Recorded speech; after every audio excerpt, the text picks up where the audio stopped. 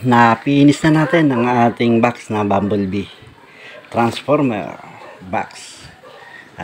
Box lang ang order sa atin ng ating subscriber na customer.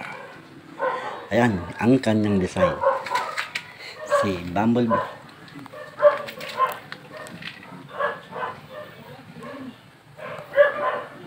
Personada kasi ng ating subscriber na customer ay ayan si Bumblebee, yellow.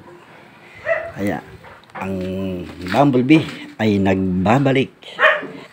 Ang kanyang tagliran, size 15 ang kanyang speaker sa likod, at dito naman sa harap ay size 12 na speaker. Yan, makita natin ang kanyang ating pagka-finish. Yan, close up natin. Ayan ang kanyang finish, talagang napakakinis, pulido ating yari. Yan, ang Bumblebee na naman natin design nagbabalik. Medyo mataas na nga siya dating mga yari, medyo mas malaki siya. Kaya ang sabi nga ng ating customer ay talagang medyo malaki sa Bumblebee, at ito ay kanya na rin pipick upin bukas. Kaya sa mga naghahangad ng ganitong mga design ay pwede kayong magpunta dito o magsadya sa akin para makapagpagawa kayo ng mga ganitong klase ng video box. Dito lang kay Roboke Master mo makikita the original Transformer video.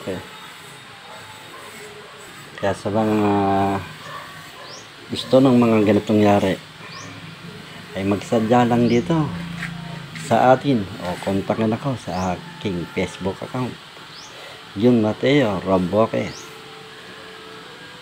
para sa mga nagkakagusto ng ganitong design Transformer box Bumblebee nagbabalik. Okay, ito yung ating umorder, isang dating subscriber sa YouTube.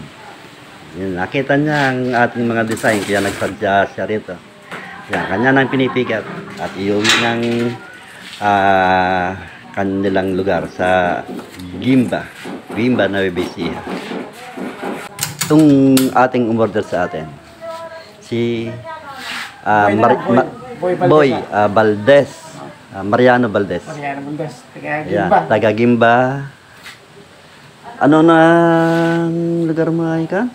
Gimba, Nagpandayan. Nagpandayan, Gimba. Yan si Sir Boy o Mariano Valdez.